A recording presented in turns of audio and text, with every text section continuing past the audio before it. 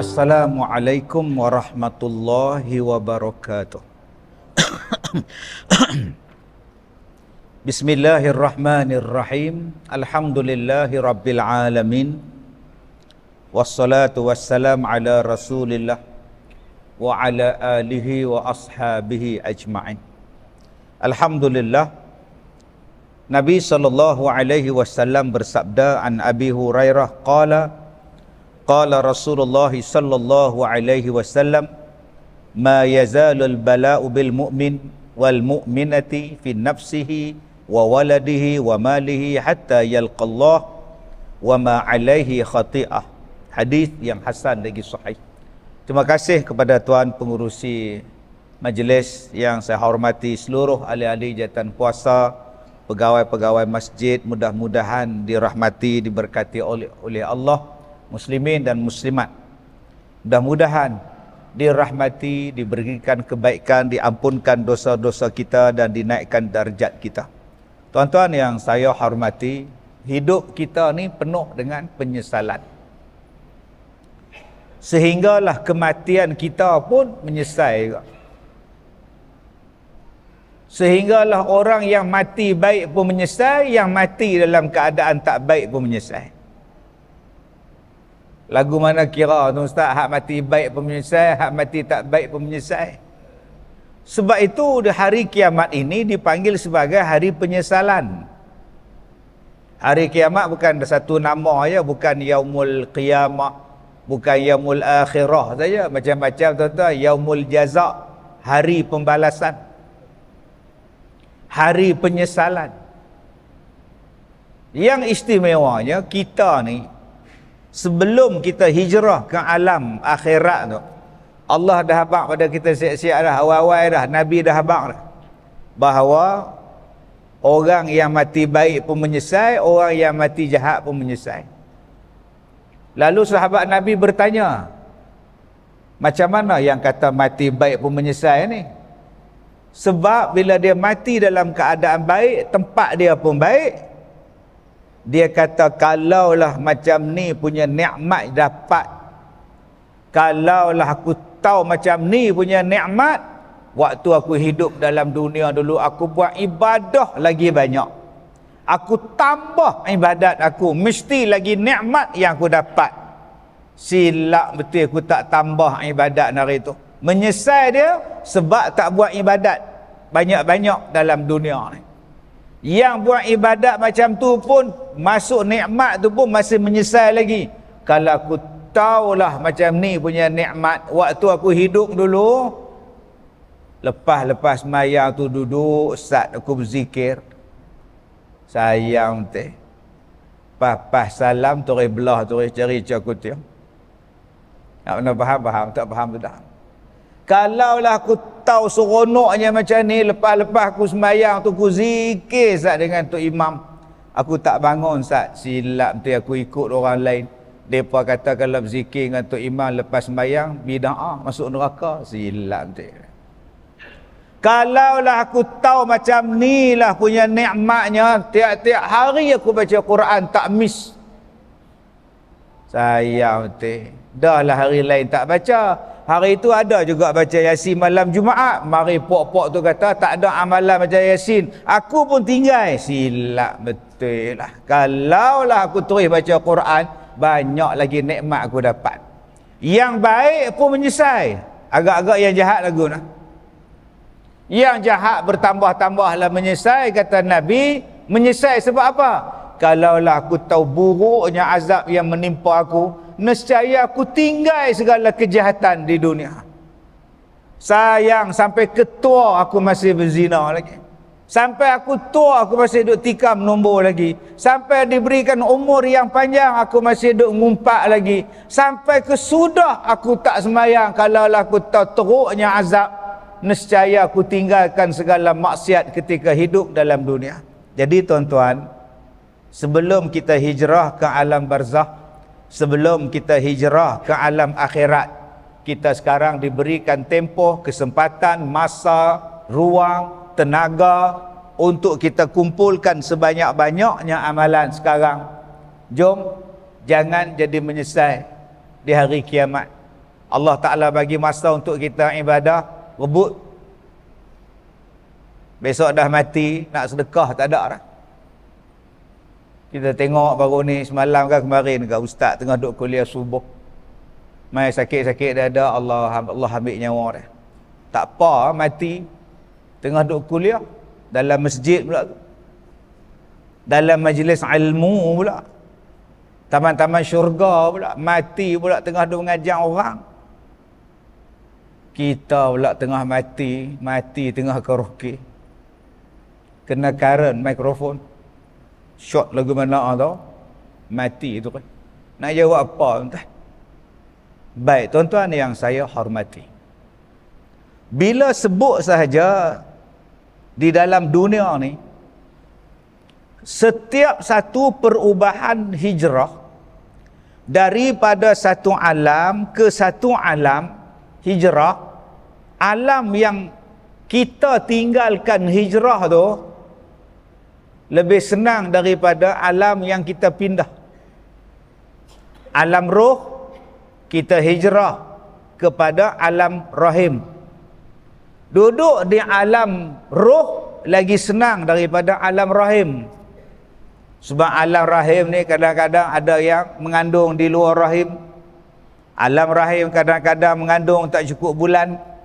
Alam rahim kadang-kadang waktu mengandung tu tahu dah anak dia sakit jantung. Kemudian kita berhijrah ke alam dunia. Alam dunia ni lagi teruk daripada alam rahim. Duduk di alam rahim tak payah nak bayar bil elektrik. Duduk di alam rahim tak payah nak bayar makan cakutiau ke apa ke, mi udang sungai dua ke apa ke, tak payah. Duduk dalam perut free semua. Mai keluar di dunia ni kena bayar. Mai keluar ke dalam dunia ni ujian sampai. Mai keluar ke dalam dunia ni macam-macam masalah sampai. Tuan-tuan, lepas ni kita nak hijrah ke alam kubur. Duduk di alam kubur lagi teruk daripada alam dunia ni.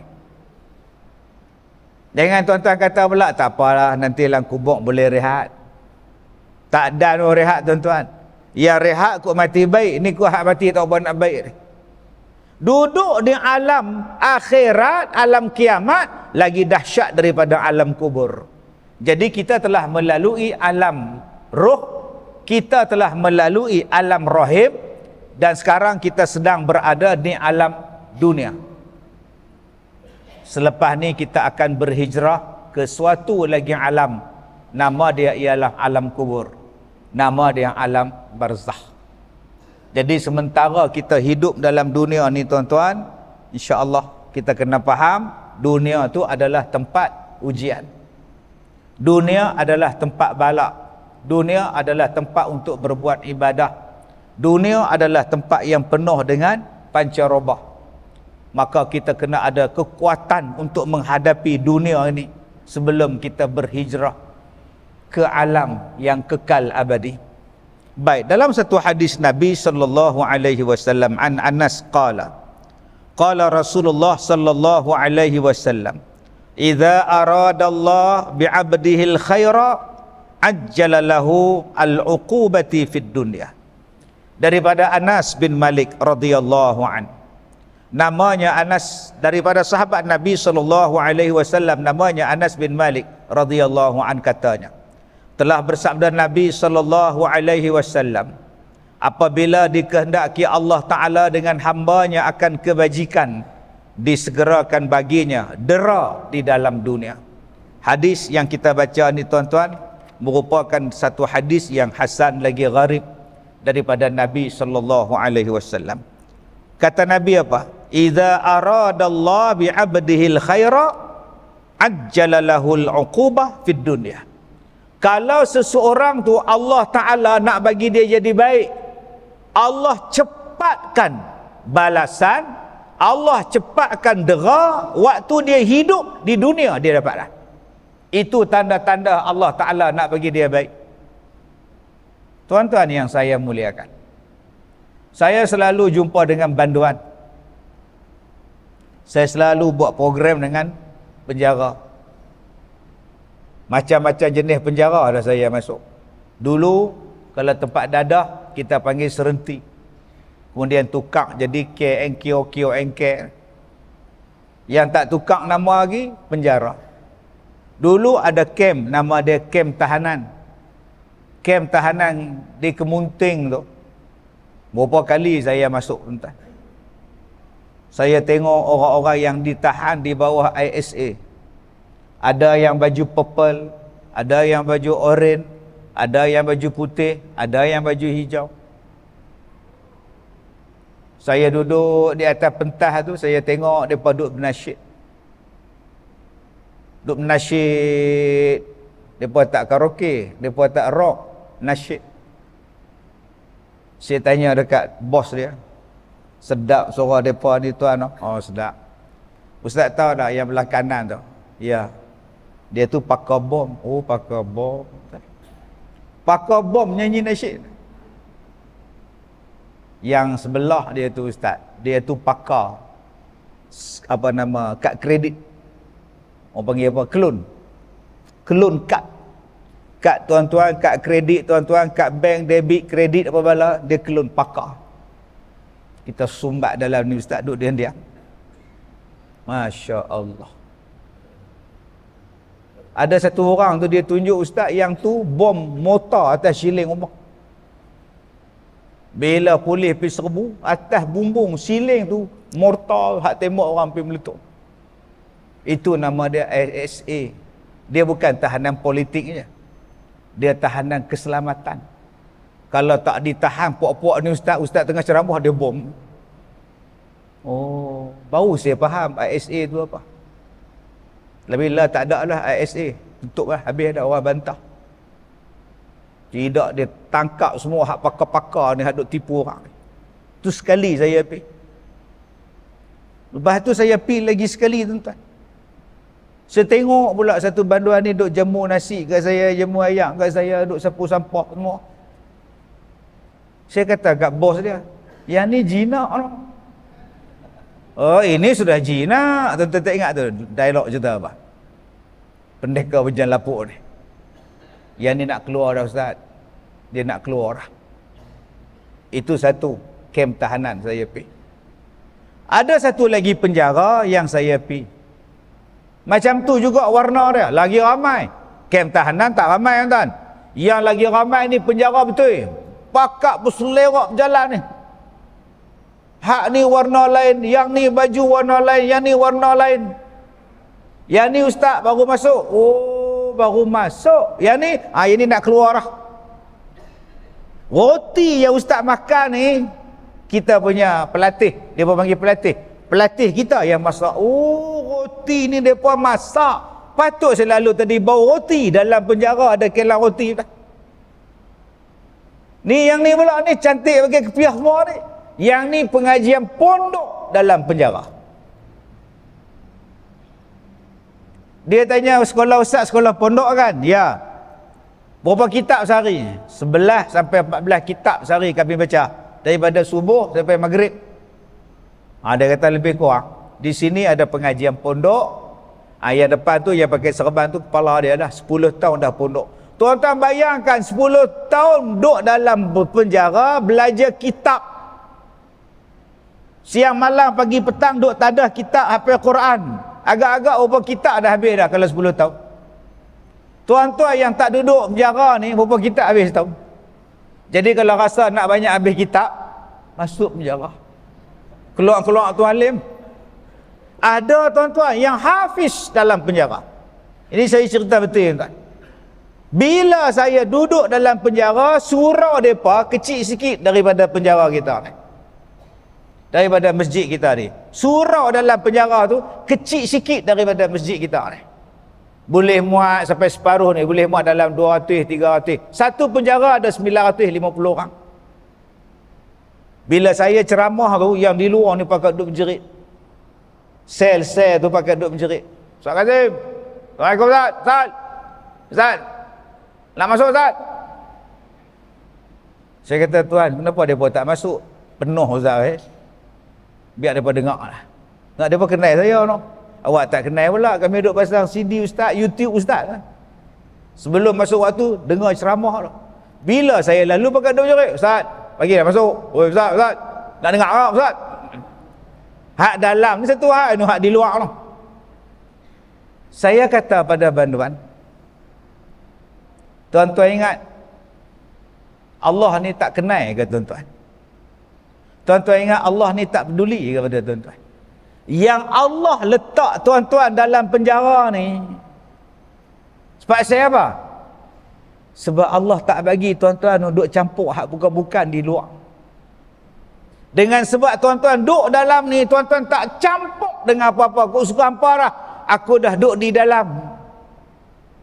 Aku dah insaf, aku dah belajar, aku tak mau dah. Allah nak pelihara kita daripada tak apa bentuk pula jahat yang nak sampai pada kita, yang akan kita buat. Tapi kita bila tengok banduan, kita kata apa? Tu tempat orang jahat. Tu orang jahat. Tu orang jahat. Dia duduk dalam tu, insya-Allah dia tak merompak. Dia duduk dalam tu, insya-Allah dia tak merogol, tak apa dah. Kita hak bebas ni je nah. Sekurang-kurangnya dia dalam penjara tu, dia main sembahyang berjamaah. Dia main kuliah maghrib berjamaah. Dia main sembahyang subuh berjamaah. Kita nampak macam satu bentuk tahanan, siksaan pada mereka. Padahal pada hakikatnya kadang-kadang Allah bagikan hukum pada mereka tu sebab Allah nak bagi mereka baik, supaya mereka tak campur lagi dengan kekusutan, kekalutan yang berada di luar. Kita yang tak masuk penjara ni tuan-tuan, macam mana? Mereka duduk dalam penjara bukan ada TikTok, Facebook pun tak ada. Tuan-tuan tak masuk penjara baik lah? Baik, tiap-tiap hari tengok TikTok. Gambar apa yang keluar dalam TikTok? Mereka duduk dalam penjara, tak ada Facebook. Mereka tak baca tulisan-tulisan. Mereka tak mendengar kata-kata maki hamun yang tiap-tiap hari keluar dalam Facebook. Mereka duduk dalam penjara. Hak tu dia baca kitab tuan. Saya tanya dekat bos dia, berapa kitab? Dia kata tak kurang 10 kitab. Pengajian pondok, siap pakai serban lagi. Yang paling saya rasa teruja tuan-tuan, yang duduk depan saya ni pesalah dari Taiwan menunggu hukuman gantung sebab edar dadah. Depan saya tu. Islam ke tuan? Islam. Dia edar dadah, tunggu gantung, tahanan akhir. Dari Taiwan. Masuk Islam dalam penjara. Ya. Kalaulah dia tak masuk penjara tuan-tuan, tak tahu ada lagu mana. Maka orang yang Allah Ta'ala nak bagi dia baik, Allah bagi dia balasan sekarang juga dalam dunia, supaya dia insaf. Sebab tu tuan-tuan, bentuk penghijrahan yang Allah Ta'ala nak bagi kepada kita, supaya kita berhijrah macam-macam bentuk. Ada satu pelajar pondok saya meninggal dah. Suami dia meninggal, isteri dia pun meninggal dah. Dia meninggal bulan Ramadan baru ni. Selepas Ramadan meninggal. Dia meninggal waktu subuh. Sebelum subuh kita duk dengar dia baca Quran lagi. Pukul 4.30, pukul 5, 5.30 dia duk baca Quran. Lepas subuh jalan. Tuan-tuan, macam mana dia boleh hijrah? Dia kena kencing manis. Bila dia kena kencing manis, dia tumbang, dia tak sedar, berhari-hari dia koma. Lepas dia koma, dia sihat, dia balik rumah, dia mai jumpa saya, dia kata, Ustaz, saya tak mau dah dunia, saya tak mau dah kerja, saya tak mau dah, saya nak cari akhirat. Apa pun saya tak mau dah. Suami saya pun saya suruh berhenti kerja, mai duduk sekolah Ustaz, duduk di pondok sekolah, apa yang ada makan kita makan lah. Saya tanya dekat dia, macam mana yang kau boleh nak berhijrah? Saya takut Ustaz. Takut apa? Waktu saya koma, saya nampak macam-macam tuan-tuan. Saya nampak macam-macam Ustaz. Saya takut Ustaz, saya tak mau ingat, saya takut. Bila dia sebut tu dia teriak. Dia nak saya tanya balik apa yang dia mimpi dalam koma tu, dia teriak. Dia takut menggigil-gigil ni, takut ustaz, saya takut ustaz. Allah bagi hidayah dekat dia dengan koma. Saya jumpa orang yang direct cakap dengan saya dalam koma tu, dia nampak macam-macam azab. Dia insaf. Satu makcik tadi. Satu makcik yang saya cakap tadi, yang meninggal lepas raya tu. Satu lagi, satu orang filem. Satu orang filem. Saya makan laksa dengan dia. Waktu tu saya tengah syuting. Saya tanya dekat dia, kenapa abang buat filem ni? Yang saya seronok bila tengah berlakon, dia minta semua berhenti sembahyang Zuhur, solat Zuhur, solat Zuhur. Tu penolong pengarah nak guna speaker dia, healer dia, solat Zuhur, sembahyang solat Zuhur. Pakat berhenti semua orang, cameraman lah, continuity lah, pelakon lah, make up lah, berhenti semua, pergi sembahyang. Siapa imam? Saya imam. Baca doa apa semua, sambung. Saat lagi sembahyang asar, baca doa apa semua, berhenti, rehat, makan laksa. Saya tanya dia, bang, bagus, berlakon, sembahyang, berlakon. Saya takut ustaz. Saya takut. Nanti di hari kiamat Allah soal saya, kenapa tak suruh budak-budak saya solat? Kenapa tak sediakan surau sementara untuk solat? Dia bukan setakat sediakan surau untuk orang sembahyang, tempat wuduk pun dia sediakan. Siap bawa tong lagi untuk orang ambil air sembahyang. Sebab saya nampak ustaz dalam mimpi saya waktu saya koma, saya nampak. Waktu saya berlakon dengan dia, saya tak nampak filem tu. Sebab saya cameo ya. Habis saya punya scene, saya balik lah. Habis saya punya babak saya punya watak saya balik. Bila filem tu siap, disiarkan dalam televisyen, saya kata, saya tak tahu jalan cerita ni. Saya tak tahu skrip. Skrip dalam neraka, skrip kena seksa, skrip ada dua bercabang tanduk duk gelak hehehe. Rupa-rupanya apa yang dia nampak waktu dia sakit, itulah yang dia tunjukkan dalam filem yang dia buat. Dia kata dia nak bagi insaf, dia takut ustaz. Subhanallah. Bentuk hijrah, bentuk hidayah yang Allah Ta'ala bagi pada kita tuan-tuan, macam-macam bentuk. Kadang-kadang Allah bagi hidayah kepada kita dengan penuh kelembutan. Macam seorang artis, saya ceramah dengan dia di Langkawi. Badan besar. Dengan saya ni dia cekak lagu tu, dia empuk. Besar badan, tegak gila. Saya tanya dekat dia, alhamdulillah Datuk, sekarang dah tak terlibat lah dengan sukan ke apa bala semua. Saya dah taubat dah Datuk. Saya insaf. Saya banyak dosa Datuk. Iyalah, tu saya ceritalah bab dosa. Saya pun banyak dosa, saya kata. Macam mana Datuk boleh tinggal semua dunia-dunia ni, akhirnya sekarang pakai jubah, akhirnya sekarang main masjid tak tinggal. Apa yang Allah tunjuk? Saya duduk di rumah saya, kondominium yang paling atas tu. Nama dia penthouse. Tuan-tuan pernah duduk di penthouse? Saya tak pernah duduk, saya tak pernah tinggal penthouse. Tapi saya pernah pergi di rumah orang. Penthouse atas, kondominium atas sekali. Rumah dia tu bukan rumah kondominium kita ni 3 bilik 2 bilik. Rumah dia berbilik-bilik atas sekali. Dalam atas dia tu pula 2 tingkat lagi pula rumah. Ada pula bilik 2 tingkat lagi. Ada lift khas untuk dia. Tu nama dia penthouse. Berapa juta wallahu alam. Kita hak kondominium ni pun Allah kata ribu dah, juta kalau KL. Tak mampu kita beli kondominium. Yang mampu kondom, yang tu mampu beli. Kondominium ni tak berhenti mampu. Penthouse lagi tak mampu. Dia kata, rumah saya ustaz, kejap di Hong Kong, kejap di KL, kejap di Hong Kong, kejap di KL. Satu hari ustaz, saya bangun, saya tak boleh tidur, saya duduk atas bujur katil.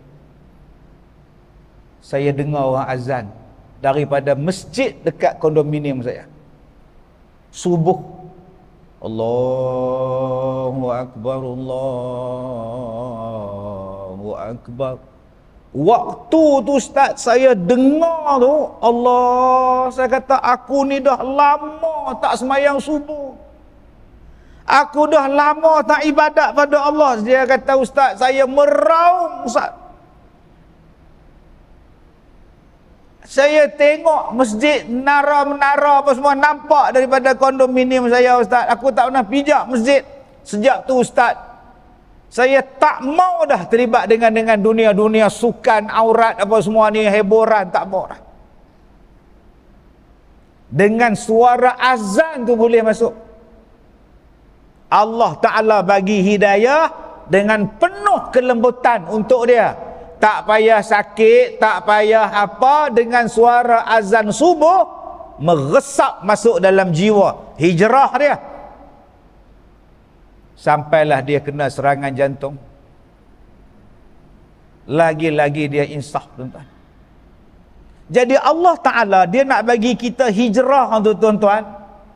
Kadang-kadang dia bagi pada kita dengan penuh kelembutan. Kadang-kadang Allah Ta'ala nak bagi kita insaf. Bagi azan tak dengar, bagi syarahan tak dengar, berjiran dengan tu imam masjid tak berubah, rumah sebelah masjid tak berubah, buka radio dengar ceramah pi kalih lagu lain. Ada masjid sebelah, ada mega mall sebelah, tiap-tiap hari pi mega mall. Masjid sebelah tak mai. Oi, degil sangat dah hang ni. Degil sungguh ni. Sekali Allah bagi hidayah, ngap Allah Ta'ala bagi. Yang ni yang kita baca ni, Allah bagi sakit. Kadang-kadang sakitnya itu, subhanallah, saya ingat saya dah tak ada dah ustaz. Waktu saya sakit tu saya ingat saya tak ada dah ustaz. Miracle ustaz. Allah Ta'ala bagi keajaiban ustaz. Ni dia kita baca ni. Kadang-kadang Allah kata, hang ni kalau duduk di luar, Allah bagi hang teruk. Main duduk dalam saat, duduk 2 tahun dalam penjara, duduk 5 tahun dalam penjara, duduk dalam 6 tahun dalam penjara, 10 tahun dalam penjara, supaya hang berubah. Saya jumpa dengan orang yang paling lama duduk dalam penjara. Lepas-lepas dia keluar pada penjara, dia main sekolah saya tahun 2007, 2008. Dia kena sebat. Saya panggil dia, main buat ceramah. Saya tanya, abang duduk dalam penjara berpuluh-puluh tahun, abang buat apa? Apa kesalahan abang? Dia merompak menggunakan senjata api. Kena tangkap, masuk penjara seumur hidup. Sultan bagi pengampunan pada dia, dia keluar. Selepas berpuluh-puluh tahun. Allah, tuan-tuan. Saya tanya dekat dia, abang boleh cerita abang kena rotan lagu mana? Tuan-tuan ingat rotan tu stay rotan Semerah Padi ya? Kayu dia besar mana? Kayu rotan tu. Sekali rotan tu lagu mana? Adakah sekali rotan tak jadi apa? Boleh pergi cakap dekat tukang rotan tu tak sakit. Ada boleh cakap macam tu? Berbulan tu tuan-tuan tidur menerak, dia kata berbulan ustaz tidur menerak ni pecah ni. 10 dia balung ustaz. Oh, teruk. Itu hak paling lama banduan saya jumpa menyembang dengan dia. Baru meninggal tak silap saya orang ni. Dia balik kampung buat bisnes, buat kasut. Buka kedai kasut ni, buat kasut capal. Tuan-tuan yang saya muliakan, kadang-kadang Allah ni dia nak bagi kita baik, dia bagi kepada kita ujian dulu. Nak tengok hang sabar tak sabar. Kadang-kadang ujian itu dalam bentuk hijrah yang tak masuk di akal. Ibrahim, ya, bawa anak engkau dan isteri engkau ke mana? Mekah. Kau hijrah ke Mekah. Baik. Kalau tuan-tuan lah nak hijrah, apa dulu yang tuan-tuan nak sebi? Elektrik ada, rumah ada, isteri duduk sekejap. Abang nak pergi tengok dulu, ada tak rumah kita? Abang nak cari rumah sewa dulu. Dah ada rumah sewa semua, abang bawa anak-anak pergi hang duduk dengan mak sana. Dapat rumah sewa, bayar 3 bulan deposit, masuk semua elektrik, ayam apa semua, masuk katil tilam, peti air semua, kita pun bawa isteri kita mai pindah. Nabi Ibrahim bawa isteri, bawa anak engkau Ismail pindah ke Mekah. Baik Tuhan, rumah, Tuhan, bekalan air, elektrik, mesti DIY, wifi pun tak ada. Tuan-tuan tahu tak, saya sekarang ni sedang buat sekolah pondok dekat Sungai dalam. Saya bawa orang-orang yang nak duduk di pondok saya ni, saya bawa dalam 1 bas, 2 bas pergi melawat. Turun bas ya, dia pun tanya ustaz, line tak ada sini ustaz tu. Line dulu dia tanya dekat handphone dia. Saya kata line tak ada makcik, yang ada telefon wayar biasa, telefon rumah ada, line saya pun tak ada, 1 bas ada, saya tak ada. Oh, line tak ada, wifi pun tak ada makcik. Belum, tak mau. Bayangkan kalau makcik ni Siti Hajar, abang, wifi pun tak ada, bar pun tak ada, Messi pun tak ada, DG pun tak ada, Selcom lagi sudah entah. Nak tengok hampa sabar tak? Akhirnya berhijrahlah Nabi Ibrahim anak beranak pergi ke Mekah. Tu hijrah tu. Allah Ta'ala uji dulu taat, uji dulu patuh, uji dulu buat. Akhirnya apa jadi pada Mekah? Semua orang teringin nak pergi Mekah. Semua orang berhajat berkali-kali nak pergi Mekah. Tuan-tuan kalau nak pergi Cameron berkali-kali, rasa 2 kali tak mau dah. Tak mau dah, muntah makcik tak tahan. Tapi kalau umrah berkali-kali nak pergi. Kalau haji buat rayuan nak pergi lagi. Bayangkan tuan-tuan, daripada tempat yang tak ada orang, berjuta, berbilion yang telah sampai ke Mekah.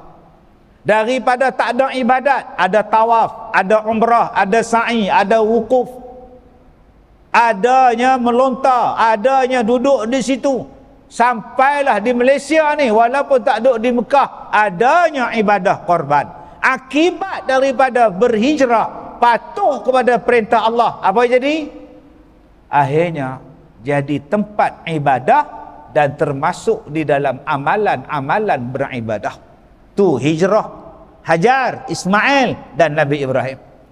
Cuba tuan-tuan tengok Nabi Musa alaihissalam. Nak dapatkan satu ketepatan yang bagus, nak dapatkan satu tempat yang hebat, nak dapatkan kemuliaan yang hebat, hijrah, tinggalkan Mesir. Beratus ribu orang ikut Nabi Musa nak hijrah ke negeri seberang sana, seberang laut. Bila sampai di tepi pantai, berhenti Bani Israel. Laut. Macam mana ni? Laut. Patah belakang. Firaun. Depan laut. Belakang tentera Firaun dengan garang dan gagah perkasanya. Firaun kata, dapat kau cantas kepala mereka pengkhianat. Nak patah balik ke belakang, Firaun mengganas. Nak sampai ke depan, laut mengganas. Nabi Musa ni orang bertakwa, taat dan patuh pada perintah Allah. Allah kata pergi, lain-lain Allah uruskan. Engkau ambil tongkat engkau, faqul nadrib bi'asakal bah, kau pukul lautan. Jadilah lautan tadi terbelah sebesar gunung terbelah dia. Engkau lalu dalam dia dalam keadaan selamat dengan pengikut engkau. Wa awraqna ala fir'auna wa antum tanzurun. Dan akhirnya ditenggelamkan Firaun dan tentera-tenteranya, dan kamu boleh tengok mereka tu tenggelam. Tuan-tuan nampak tak? Orang yang berhijrah kerana Allah, orang yang berhijrah kerana hidayah Allah, jangan fikirkan apa-apa, taat saja. InsyaAllah rezeki akan sampai pada awak, kebaikan akan sampai pada awak. Allah yang akan jaga awak. Sebab apa? Sebab awak jaga Allah. Ihfazillah yahfazka. Engkau jaga Allah, Allah jaga engkau. Dulu artis, saya bersyukur pada Allah Subhanahu wa taala. Walaupun saya ni tua, ada yang kata umur saya 68, tapi tak nampak 68 dah. Tak apalah, terimalah hakikat. Saya rasa di antara ustaz yang paling banyak rancangan dalam televisyen, alhamdulillah, yang masih disiarkan, saya sebagai pengacara, alhamdulillah. Ada rancangan saya kalau dah jodoh, sampai sekarang orang masih ingat. Ada rancangan saya Ala Kazim, tahu berapa tahun dah Ala Kazim tu, sampai sekarang masih disiarkan. Ada rancangan saya Kopi bersama Ustaz Kazim, masih disiarkan. Yang lain-lain tu tazkirah lah, tanyalah ustaz lah. Ni hari Khamis ni forum perdana Ehwal Islam TV1, siaran langsung dari Kuching, Sarawak. Cuma saya nak cerita, saya ada satu rancangan, saya menemubual artis-artis yang telah berhijrah. Yang tu yang saya kata tadi, saya seronok, saya syukur. Ada satu artis perempuan, dia hijrah. Kalau saya sebut nama dia, tuan-tuan kenal. Dia berhenti, nama dia tengah naik. Dia stop, nama dia tengah kemuncak. Dengan segak lah, apalah semua, tiba-tiba hilang daripada layar. Daripada skrin TV tak ada. Bila penerbit bagi dekat saya, minggu ni Ustaz, kita ada 3 rakaman. Artis kita yang pertama yang ni, artis kita yang kedua yang ni. Yang ni bukan dah lama tak ada ke? Pasal lama tak ada, kami pujuk dia. Mai juga. Jadi pandai-pandai ustaz lah nak adjust dia macam mana nak bagi rancangan kita ni. Oh tak apa, bagi kat saya. Dia pun jadi tetamu saya rancangan bual bicara. Perempuan pakai tudung labuh, tutup semua tu. Ya, boleh saya tahu macam mana akak berhijrah? Kameraman pun tengok, penerbit pun tengok, pengarah pun tengok. Pak saya apa tengok? Pak saya tanya, dia tak jawab. Macam mana akak boleh berhijrah? Akak boleh bagi tahu? Dia ni nak jawab ke tidak? Lalas saya tanya pengarah.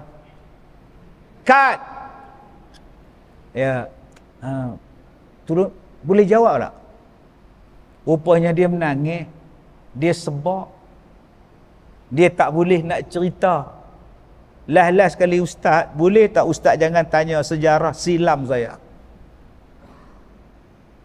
Ustaz boleh tak tanya soalan-soalan lain? Jangan duk tanya pengalaman berlakon, pengalaman ini. Saya tak mau ingat benda-benda tu ustaz. Sudah tuan-tuan, teriak pula dah. Saya takut ustaz, saya takut. Off record saya. Lah ni kau buat apa? Saya duduk di kampung, bela ayam, ternak ayam, jual telur ayam, berkebun sayur. Tak apa, saya tanya, telur ayam sebiji pusing nak? Saya tanya yang tu, tak ada kena-mengena dengan rancangan. Dia tak bagi tanya dah hak dia berlakon dulu buat apa, tak mau. Sebab saya dah taubat ustaz, saya takut pada Allah. Tu dia betul-betul taubat dah. Saya pun tak tahu nak tanya apa, takkan nak tanya telok kat dia. Ni, sebab ada orang hijrah, dia cerita balik kenangan lama dia. Saya dulu ni, Pak Long hang ni hangpa tak tahu Pak Long hang ni. La ya tobat dulu, 6 harakat dulu, nampak tu. Itu bukan tobat lagi, itu bukan hijrah lagi. Hang duk bangga hak lama-lama kejadah apa hang? Orang yang hijrah betul-betul dia padam dah. Aku nak bawa hak baru je. Dia teriak tuan, dia tak mau cerita dah. Satu. Lepas tu minggu lagi sekali rakaman lagi. Saya tengok pula, oh dia ni dulu pak lawak ni. Oh, saya pun tengok dia lama tak jadi pak lawak. Perempuan ni kak, pakai tudung labuh, pakai perudah.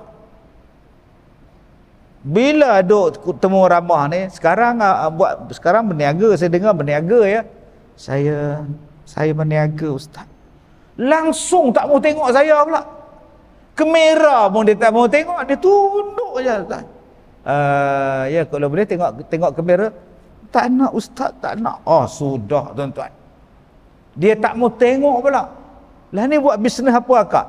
Saya buat bisnes package ibadah, barangan haji, barangan umrah. Saya nak tengok muka dia, lalas saya.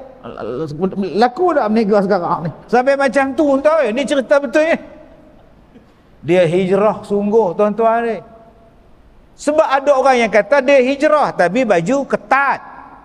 Macam nangkong. Hijrah ketat gila. Kita tengok ketat nafas kita. Belum hijrah lagi.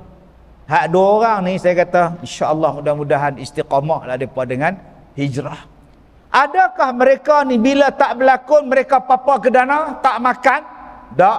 Allah bagi rezeki tuan-tuan. Sayur menjadi, ayam menjadi, kolam ikan menjadi, hak pertama. Yang kedua ni tuan-tuan, bisnes barangan umrah ni sekarang dah buat online semua dah. Tak apa-apa ke dana pun elok aja. Sebab itu kalau kita berada pada tempat, pada kedudukan yang tak halal sekarang ni, hijrahlah tuan-tuan. Insya-Allah Allah Taala akan berikan kepada kita rezeki. Wa may yattaqillah yaj'al lahu makhraja. Cuma kita tak faham, wa yarzuqhu min haitsu la yahtasib. Allah Taala nak bagi rezeki tanpa diduga. Kena faham dalam tu. Ustaz, kalau saya tak buat kerja ni, saya nak makan apa? Saya hanya tahu kebolehan saya yang ni je ustaz. Kebolehan apa hang ni? Mencuri. Lah. Tuan-tuan, kalaulah mereka ni yang ramai-ramai ni hijrah, apa persiapan kita untuk sambut orang yang hijrah? Maksud ustaz, tadi cikgu sebut, mailah sembahyang ramai-ramai, mailah kuliah ramai-ramai. Kalaulah ramai-ramai mai kuliah, masjid nak buat apa? Apa persiapan kita untuk sambut orang yang nak hijrah? Tu satu. Kita kata, oi, pondan-pondan, oi, abang-abangnya, oi, maknya, marilah hijrah. Buatnya mereka tu hijrah, berhenti kerja semua, mai kat kita. Apa kita nak buat? Dulu mereka kerja dekat lorong, mereka kerja dekat rumah kedai, duk tunggu kat tangga, pakai skirt. Ayo Ustaz macam tahu tak, perlu hutang. Ingat apa tuan? Sebab saya berkawan dengan mereka. Saya tanya bila kita buat sesi meja bulat round table ni, apa masalah hang? Apa masalah hang? Apa kerja hang? Kita tanya, saya tanya dulu, abang kerja apa? Biasa orang tak tahu kerja apa. Ustaz pun faham lah. Cari nafkah. Iyalah cari nafkah. Duduk kat rumah kedai, duduk tunggu pakai seluar merah, beg skirt tunggu. Tuan-tuan tahu saya jumpa mereka ni banyak tuan-tuan. ada satu apa nama pondan dia ditawarkan 100,000 berlakon filem lucah. Pengakuan dia. Atau abang terima tak? Tak mau ustaz, walaupun saya buat kerja tu, tapi saya tak mau tak. Saya ada mak pak tahu, tak mau lah. Atau ada yang terima 100,000 siapa tak mau. Iyalah. Ni kok saya ni ustaz duk ajak depa mai ngaji, belajar taubat. Sampai bila kita nak lagu tu? Iyalah. Kita tu masuk abang dan kawan-kawan lah, saya tak termasuk. Saya tak termasuk kita tu. Nah, abang kena faham tu. Tak masuk kita ni kami-kami lah, bukan ustaz. Tak cara ikut cakap tu. Sampai bila kita nak lagu tu? Maksud dia balung kita sekali tak dia? Dia masuk kita tu lemah pasal tu. Okey. Tuan-tuan ingat depa suka kerja tu. Ya seorang tu, ustaz ingat kami suka kerja ni. Ustaz ingat yang kami duk layan tu, kulit dia cantik ke? Orang dia bersih ke? Hak penagih dadah ustaz oi. Yang duk muntah atas badan kami ustaz oi. Yang berkudir, berkurap. Yang duk berdenek keluar ni. Duk berdenek, kudir ni duk layan ustaz oi. Saya bila sebut berdenek, berkudir tu terleliuk. Bahasa kita sebut mencari sesuap nasi. Buatlah. Sekarang ni mereka dah berubah. Tuan-tuan nak bagi offer apa kat mereka? Apa persiapan kita untuk mereka yang hijrah? Kita buka kedai makan pun tak. Kita buka kelang pun tak. Kita buka perusahaan pun tidak. Kita buka perniagaan pun tak. Kalaulah kita ada benda-benda ni, hampa tinggalkan kerja hampa tu, mai kerja dengan aku. Aku buka kilang mi, pergi kerja. Hang berhenti kerja tu, mai kerja dengan Pak Cik. Pak Cik buat kedai tom yam. Masak kat belakang. Hang berhenti kerja tu, tak elok kerja tu. Mai kerja dengan aku. Aku kerja basuh ni, buka kedai basuh kereta, basuh lori, basuh bas. Jadi tukang basuh. Mai kerja sini. Aku buka travel umrah. Jadi kerani umrah. Mai sini. Aku buka ni. Masjid aku perlukan 2 orang untuk proses mandi mayat. Hampa belajar mandi mayat, masjid bayar gaji ke hampa. Barulah hijrah depa tu ada dah. Kita sokong. Ni kita duk ajak mari lah, hijrah lah, apa, tak takut neraka. Hang nak pergi Melaka. Melaka sebut. Hai. Tapi kita tak buat persiapan. Saya bulan Ramadan saya panggil mereka, saya bagi duit raya. Bagi duit raya. Baju saya tak bagi lah, pandai-pandai apa. Hak tua berjanggut, pakai serban, pakai baju Melayu. Tapi ada tak yang masih lagi kerja tu? Ada.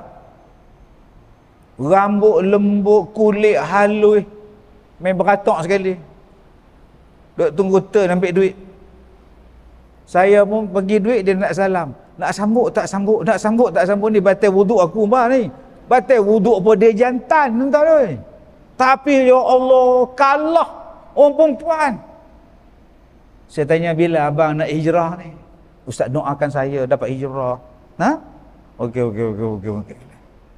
Mai satu ni pula, ustaz nak bisik sikit dengan ustaz. Saya ni rasa malas nak hijrah tak saya pergi masjid. Mayanglah. Entah. Depa raba. Siapa? Orang masjid raba. La ilaha illallah. Tok Lebay pun raba. Ingat Tok Lebay takkan Tok Lebay nak menipu. Nipu juga entah ni. Jadi abang pergi lagu mana, dia kata pakai jubah putih. Entah? Dada tak turun lagi. Allahu akbar. Hak duk sembahyang sebelah dia. Allahu akbar, mai mana. Saya kata abang macam mana, hak masjid pun masjid setan lagi banyak. Lagi besar-besar dia general dia tu. Lepas ni abangnya ngalah busuk kan, tak lah seorang dua aja. Doa kita berjaman bagi ikut. Jangan. Jadi akak pergi masjid, abang pergi masjid pakai baju kot. tutup dada tu supaya tak nampak dada abang. Tuan-tuan, Nabi sebutkan khairun nas anfa'uhum linnas. Sebaik-baik manusia ialah manusia yang memberi manfaat kepada orang lain. Cuba tuan-tuan faham hadis ni. Kalau tuan-tuan ada perusahaan, tuan-tuan ada perniagaan, tuan-tuan boleh upahkan mereka, tuan-tuan upahkan, gajikan mereka ni tuan-tuan. Bukankah tuan-tuan dah jadi orang yang bermanfaat kepada orang lain dan menggalakkan orang lain untuk berhijrah? Letakkan diri kita ni macam mana aku nak bagi manfaat kepada orang lain supaya orang lain berhijrah. Sebab kadang-kadang kita takut Allah Ta'ala ni dia bagi pada kita satu bentuk peluang berhijrah dalam keadaan kita ni akhaznahum baghtatan. Lupa sekali Tuhan bagi ngap sekali terduduk kita. Takut kita kalau Allah bagi peringatan macam tu. Sebab Allah bagi peringatan untuk kita berhijrah, kelembutan dengan penuh lembut, nama dia taufik. Tapi kita tolak. Ada satu tempat di Nusantara ni, kerja dia berperang, bergaduh, daripada zaman dulu sampailah 22 tahun yang lepas. 22 tahun yang lepas. 22 tahun yang lepas ketika berlaku benda tu tuan-tuan, Allah sedih. bukan 22 tahun, 17 tahun yang lepas. Lebih kurang. Waktu tu saya duduk mengajak masjid Mantan Nyanggut. Tengah duduk kuliah maghrib, mereka duduk hantar WhatsApp, yang nu mati, yang ni mati, yang nu mati, yang ni. Ramai yang mati ni. Gempa bumi ni. Mai gempa bumi, mai jadi tsunami pula. Berperang ni tuan-tuan, sama-sama mereka. Buat nasihat, gencatan senjata, berdamai, tak mau berdamai. Lah, Tuhan bagi damai. Tuhan bagi gempa bumi dekat lautan Hindi, dia jadi tsunami, tembok habis tempat mereka, tinggal masjid. Tinggal masjid saja tuan-tuan. Tinggal kubah hak masjid saja tak rosak, hak lain ni ranap Tuhan bagi. Beratus ribu orang mati. Bila Allah bagi ranap dengan tsunami, sekarang dah membangun balik dan tak ada bergaduh. Tak ada bergaduh dah. Elok dah sekarang ni. Tapi tuan-tuan, 200,000 orang jadi mangsa, korban. Adakah kita nak sampai tahap macam itu baru kita nak hijrah? Orang kita ni bergaduh sejak sebelum merdeka sampai hari ni. Bergaduh saja. Kita cakap marilah ingat Allah, bersatulah, berkasih. No, nahi. Tak mau juga. Tak tahu kalau tuan-tuan nak tunggu tsunami ke, nak tunggu gempa bumi ke baru nak berdamai, tak tahu. Daripada kita tak ada uban sampai beruban. Kita melihat bangsa kita bergaduh. Daripada kita belum lahir sampai bapak kita mati, bapak kita tak sempat tengok orang Islam bersatu hati. Tah kita sampai kita mati pun tak sempat nak tengok orang kita bersatu hati. Agak-agak bilakah kita nak hijrah untuk bersatu hati? Adakah kita nak tunggu tsunami datang lagi sekali?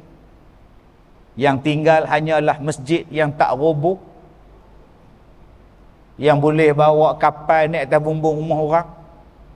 Adakah nak datang saat macam itu, mayat-mayat bertukar jadi hitam semua, kesan daripada letupan gunung berapi, bawah tanah, gempa bumi, jadi belerang habis? Tak mau. Kalau gitu, insaflah. Nabi Muhammad hijrah ke Madinah mendamaikan, tapi kita sambut hijrah tapi masih belum mau berdamai. Sayang tuan-tuan, Nabi Muhammad menyatukan Aus dan Khazraj. Kita pula makin berpecah. Daripada 1 merebak 2, 3, 4, 5, 6. Lah kita tak tahu kita pecah pada berapa. Kita sambut hijrah yang Nabi Muhammad pergi. Tapi kadang-kadang kita tak ambil ekonomi yang Nabi Muhammad buat di Madinah. Kita sambut hijrah yang Nabi Muhammad buat. Tapi kita tak jadi bangsa yang dihormati macam Madinah. Umat Islam dihormati di seluruh dunia pada masa itu. Tuan-tuan, jom kita hayati hakikat hijrah sebenarnya. Jangan semata-mata kita sambut, jangan semata-mata hari hijrah kita cuti, tapi kita belum hijrah. Peluang untuk kita berubah jadi baik siang malam pagi petang. Ada kematian hari ini, siaran langsung mati, bayangkan. Bukankah sekarang ni tuan-tuan buat live depan ni, satu dunia duk tengok kita punya live ni. Kalaulah saya mati tengah mengajar ni, satu dunia boleh tengok. Allah. Hari ni manusia, dia mati, CCTV rakam. Hari ni manusia mati, dashcam rakam. Aksiden tu, kamera belakang rakam. Semuanya itu adalah untuk memberi pengajaran. Bila awak nak berhenti? Bila awak nak berhenti daripada riba? Tawaran-tawaran untuk riba makin cantik. Dia mari kereta yang makin cantik, motor yang makin cantik, kereta yang makin canggih, desain yang makin cantik. Tapi loan tak dapat. Loan tak lulus. Tak lulus pun tak apa. Kita ada kredit. Tak payah loan bank. Kita kredit lah. Tapi mahal sikit lah. Tapi kamu raya, kamu nak balik naik kereta baru kan. Nanti kalau balik naik Grab, leceh lah. Apa kata kawan-kawan reunion? Kenalah pakai kereta. Akhirnya ambil kredit. Riba, janji boleh balik kampung. Tapi waktu mahal hijrah, dia penyanyi nasyid. Awal Muharram detik permulaan. Tapi di bawah kereta dia riba. Hijrah apa? Wa ahalallahu al-bai' wa harrama riba. Allah tanyakan dalam kita, dalam Quran, bila nak berhenti daripada riba? Tuan-tuan tak nak tukar nama lagi KWSP tuan-tuan kepada Patuh Syariah punya pelaburan. Duk konvensional lagi KWSP tu. Besok pergi lah pejabat KWSP tukar nama 5 minit. Bawa IC, saya nak tukar kepada akaun konvensional daripada konvensional pergi pelaburan syariah. 5 minit je. Daripada nak menghadap pada Allah pasal terlibat dengan riba tahu berapa ribu tahun. Allahu Akbar. Insurans kita, sampai bila kita nak ambil insurans riba? Tak nak tukar takaful ke? Kenderaan, rumah, kesihatan, kematian, ambil hak patuh syariah. Sampai bila kita nak ambil insurans konvensional? Sedangkan siapa yang ambil riba, fa'zanu biharbin minallah wa rasulih, dia mengisytiharkan perang dengan Allah dan Rasul. Siapa yang mengamalkan riba? Tuan-tuan, Nabi sebut, siapa yang semayang berjamaah subuh, Allah jaga dia. Man sallas subha fahuwa fi zimmatillah. Siapa yang semayang subuh, Allah jaga dia. Allah jaga dia. Allah jaga dia. Siapa yang semayang subuh, Allah jaga dia. Jom tuan-tuan, tu saya cakap banyak lah. Hijrah bab besar-besar apa, kita hijrah bab kecil dulu. Maksud saya, duk cerita hak dunia besar-besar apa ni, cerita hak kita punya ni. Mai semayang subuh. Kita ada handphone. Cuba tuan-tuan kira, anak ada handphone. Seorang satu, anak ada 5.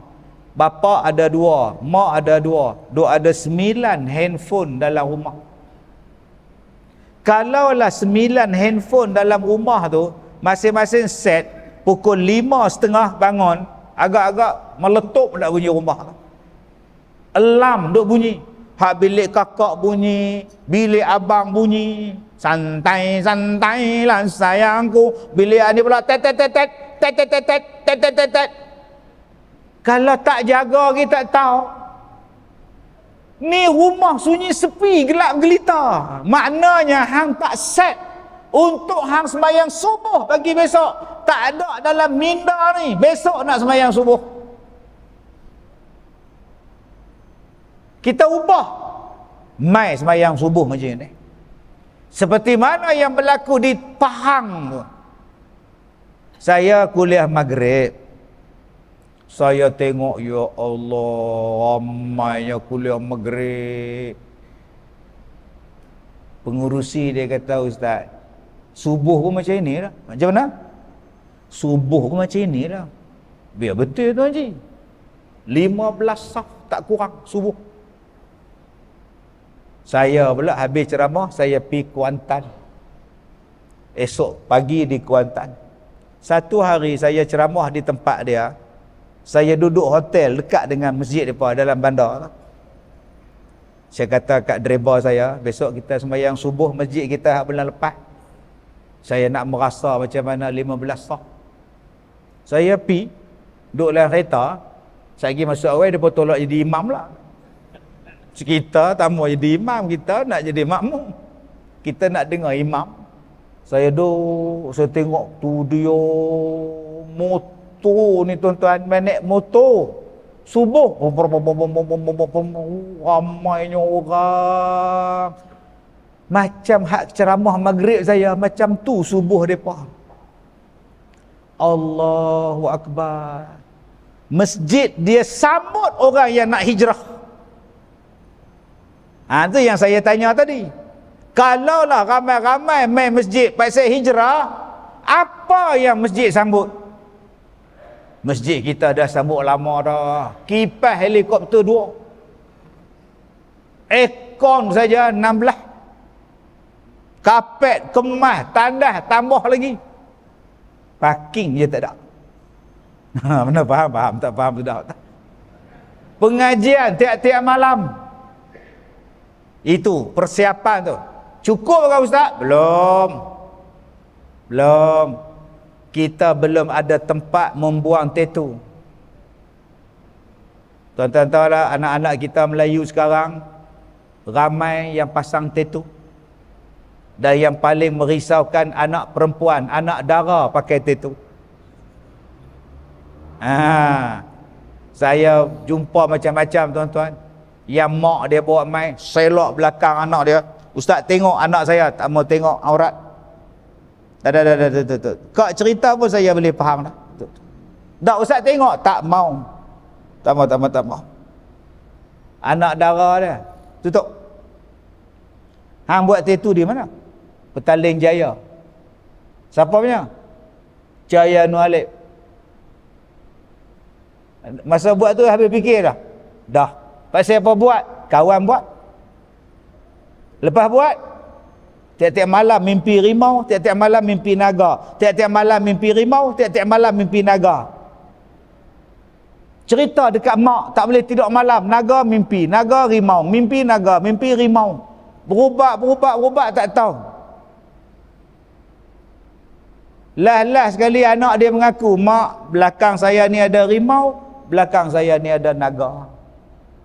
Tatu naga dan rimau belakang anak dara dia. Tiap-tiap malam dia mimpi.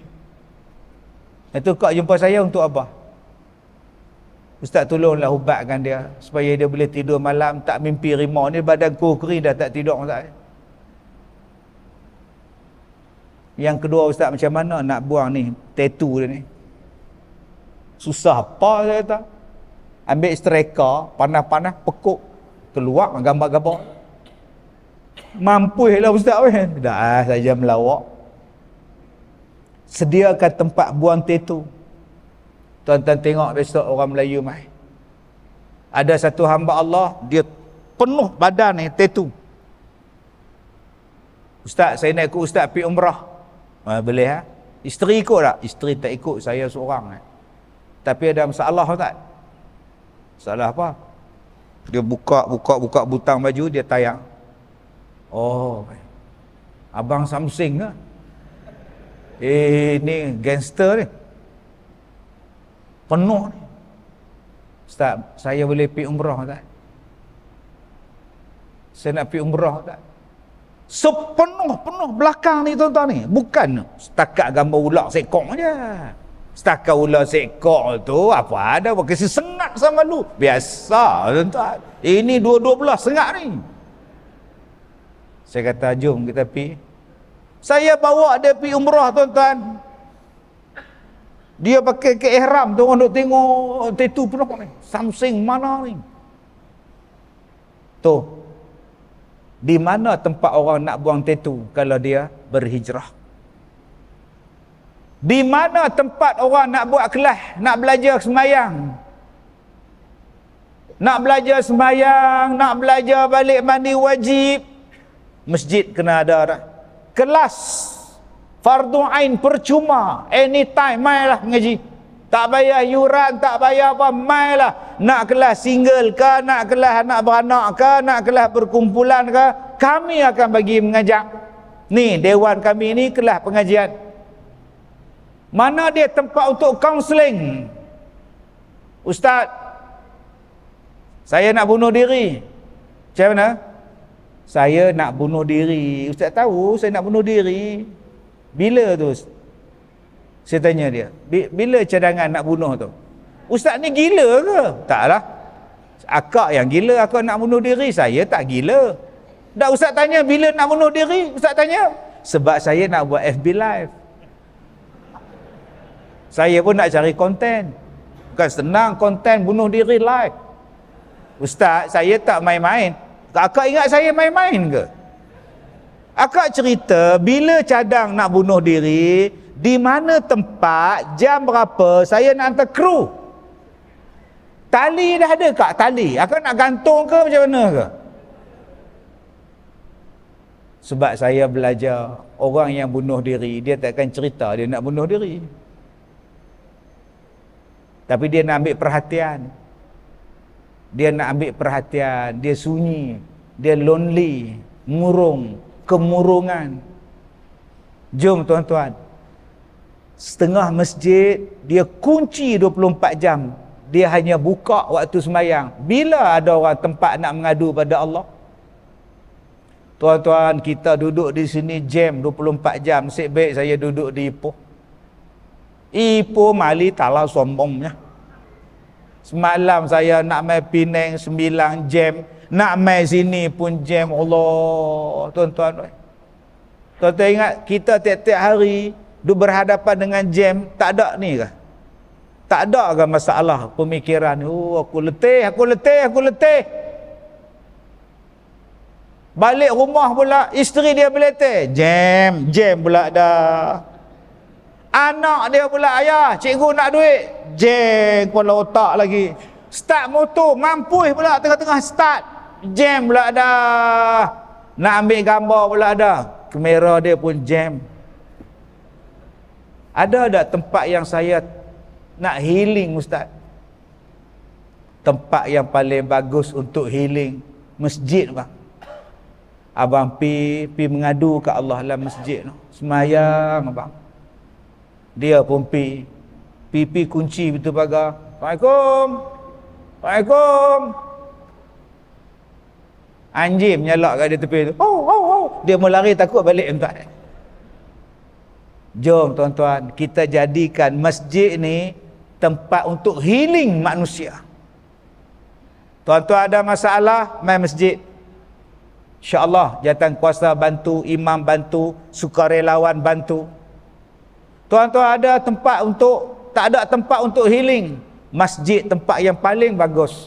4 pagi, 4:30 pagi, semayang, baca Quran, lampu malap-malap, samar-samar, duduk tepi tiang, baca Quran sampai subuh. Lepas subuh tak balik, sampai isyraq. Isyraq tak balik sampai duha, nak menenangkan hati dalam masjid. Saya pergi ceramah satu masjid, ceramahnya lepas Isyak. Saya sampai satu masjid, saya tumpang sembahyang Isyak. Imam dah habis, makmum satu saf dia orang dah habis. Saya dah terlambat nak pergi depan, saya sembahyang Isyak tumpang. Saya sembahyang tepi pintu. Allahu Akbar. Tuan-tuan tahu tak, tengah saya sembahyang tu, Tok Siak yang tutup lampu tu, sambil dia tutup lampu dia cakap, cepat sikit. Nak balik lah, nak balik lah, cepat sikit. Saya tengah sembahyang tu, dia siap sound lagi tu. Kalau saya bodoh, dah saya Allahu Akbar tuan. Dia boleh sound, cepat sikit, orang nak balik lah, cepat sikit. Itu di manakah tempat kita nak mengadu? Akhirnya dia mengadu kat dadah. Akhirnya dia mengadu dekat ketum. Akhirnya dia mengadu dekat ganja yang disalahgunakan. Akhirnya dia mengadu dekat karaoke. Akhirnya dia mengadu, tak tahu. Jom tuan-tuan, di luar sana banyak orang nak hijrah. Kita sambut tangan mereka, kita hulurkan tangan kita.